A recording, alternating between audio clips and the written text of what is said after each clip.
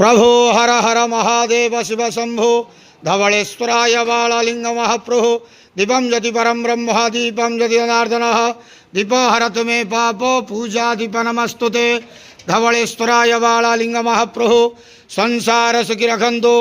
आज श्रावण मासर शुभ गुरुवार रे समस्त श्रद्धालु भक्त मान आश्रीपद करंतु, मनस्कामना पूर्ण करंतु, कर्मक्षेत्रोन्नति करंतु, ग्रहरिष्ट खंडन करंतु, जगतर मंगल करंतु, विश्वर कल्याण करंतु, आपणकर नाम प्रकाश करंतु, सेवकर डाक श्रवण करंतु, समस्त गुआवसा भक्त मानकर मनस्कामना पूर्ण करंतु।